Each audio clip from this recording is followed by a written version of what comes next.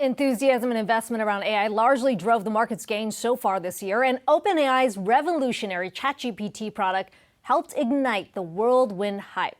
But what is this startup behind the revolutionary technology? It's unique in many ways, perhaps most notably in its unusual corporate structure. That's right. OpenAI began as a non-profit dedicated to advancing artificial intelligence to, quote, benefit humanity as a whole. In the pursuit of more capital, the company formed a for-profit entity back in 2019, keeping that non-profit board at the helm. The board can act as it deems necessary to protect the mission of the company, like dismissing the CEO. With Altman back in the role and new faces on the board, what does this mean for the future of OpenAI's mission and artificial intelligence as a whole? We're joined now by Amy Webb, Future Today Institute founder and CEO, and Sinan Aral, MIT Professor of Management, Marketing, IT, and Data Science. A big welcome to you both. Sinan, I want to start with you here because people are trying to separate the chaos from the company and the technology. How should they be viewing what has really transpired over these last 5 days? Thank you for having me, and happy Thanksgiving, early Thanksgiving. I think your summary is very good. I think the OpenAI entity, which began as a nonprofit and then evolved into a nonprofit and a for-profit whose profit was capped, underlies a specific debate that is much more general to AI, which is the debate between safety and concerns for guardrails and developing the technology in a way that reduces harm and risk on one hand, and corporate innovation that is basically focused on developing technology as fast and as efficiently and as widely distributed as possible. And I think that's what you saw boil over on the weekend. There are some reports about individual, debates between personalities, but I think that at the end of the day, the structure of the nonprofit, the company, and the direction of the technology, and where Sam Altman wanted to take it, much more innovative, much more quick, much more widely distributed as fast as possible, which is probably also in part what Microsoft is looking for with their investment. And the debate between that and the need for slow, safe development of AI is what you saw boil over on the weekend. Yeah, Amy, let's pick up on that point, because if you look at what transpired late last night with the new board makeup, with Sam Altman being reinstated, it certainly feels like, on first glance, that the side about entrepreneurs driving the guardrails and driving the innovation has kind of won out in the debate, at least within OpenAI. How do you see it? Well, I think there are two key points everybody should keep in mind. And the first has to do with calls for safety and regulation within the company. We saw a lot of that over the past year. It's not the first time we've seen CEOs of enormous tech companies going to Congress and other places around the world asking to be regulated. I am sure that there are some folks who are concerned about the development of the tech inside. A lot of this had to do with setting a strategic roadmap for the future, for how to develop that technology. But really what this points to is a serious and salient question we need to start asking around those companies that are developing transformative technologies and how they are governed and managed. The bottom line is that this was a 6-person member board that was very inexperienced, and a 3-headed executive management team that was really caught in the middle of developing technology using basic research and then taking investment. At some point, investors expect a return. So the first point here is, if we expect groundbreaking technologies to be developed, we should be taking a much finer look at how those organizations are managed. And then the second point has to do with where that investment comes from. The United States has stopped funding basic research in critical technologies. Therefore, there will always be a tension between investment in building these critical technologies and investors, I think rightfully so, expecting some type of return. If we don't like the situation that we're currently in, then we need to seek out funding in different places, is the bottom line. Amy, on the issue of governance, how do you think these companies should be governed? Do the additions of Bret Taylor and Larry Summers on the OpenAI board, does that make you feel any more comfortable with what they're developing?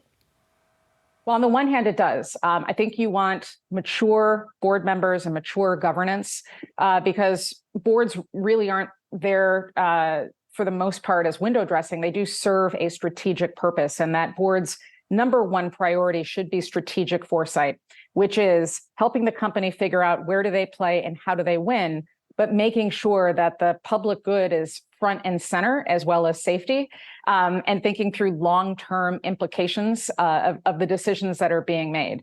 But the other thing is that we're approaching AI in a punitive way with regulation. That hasn't worked so far. Regulation is really hard to enforce because it is inherently a look back versus a look forward. The better way forward is to use an incentive structure that compels, in a financial way, companies to make better choices. This is something that has never been tried in the United States before. And I really do think the events that took place over the past few days shows us that we need a different approach going forward. And Sinan, to Amy's point, when you look at the size of the people who are making this decision, this small board here, and you think of the mission of democratizing advanced AI, not wanting it to be in the hands of just a few, does this now fly in the face when you look at the kinds of investors who are really leading the charge here with OpenAI? Well, I mean, I think that this board is not going to remain 3 members. This board is going to expand to a larger board, a much larger board. I think it's already been clear that Greg and Sam will not be on the board. I think those are concessions that they made upon the deal to come back. And who will be on the board and what the fine-grained details of the board structure will be remains to be seen and is very important. I think 2 things to keep in mind here that are optimistic about the future with regard to these types of technologies is first that safety and profits are ultimately, in the long run, aligned. So OpenAI does not remain long-term profitable to its maximum potential if it creates safety risks that become public and apparent and create damage and difficulties for the company downstream. But that requires a long-term view. It requires a view that sees developing safety as part of the profit incentive of the company looking long-term. The second thing is democratization is also in line with OpenAI's profit incentive, because ultimately it is a much larger pie if OpenAI is built as a platform company, a platform ecosystem where lots of other third parties can partake in value creation and value appropriation. One company doing it by itself is never going to compete with an ecosystem that has many different players contributing to that ecosystem. We've seen this time and again over the last 2 to 3 decades in tech, and I think this is not something that neither of these 2 points are lost on any board member that would join OpenAI. So I think that there is room for optimism in aligning the incentives, but I agree that these things must be thought about, both in terms of the corporate board structure and its decisions going forward, but also in terms of regulation. You saw President Biden's executive order on AI. It was big and it was bold. The details of enforcement and how that is actually laid out and enforced are really important, and demonstrating an alignment between corporate innovation interests and government regulation, as well as safety, is crucial. Amy, do you agree with that point, that safety and profits ultimately are aligned? I mean, it seems like the key question is whether, in fact, they move at the same speed. Right. Well, I think it depends on whose interpretation of safety you're using. You could argue that right now, a lot of the products that exist from our social media companies are not necessarily safe. And if you look at their numbers, they're doing just fine. I think the challenge when it comes to artificial intelligence, which is a field that I've been a part of now for 2 decades, is that the narratives about AI grossly overshadow what tends to happen in practical terms. We've been living with the idea of walking, talking Terminator-style robots and Skynet-style invisible dragnets intended to take all of our jobs and then murder us in our sleep, that the real safety issues, which in many ways are just much more mundane, get overlooked.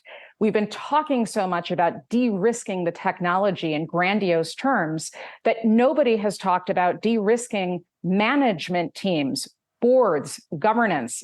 This board is ultimately going to have 9 members to start. At the moment, it's looking a lot like a Davos panel session, which is not necessarily bad. We do want people who have a lot of experience in helping organizations manage through chaos. On the other hand, we don't necessarily have women or people of color. And one of the challenges with artificial intelligence at this point is that we all know it's still quite riddled with bias. So I would argue that you can absolutely achieve a healthy margin while putting a lot of important safety concerns aside for the purpose of growing the company. And I'll just add one last thing.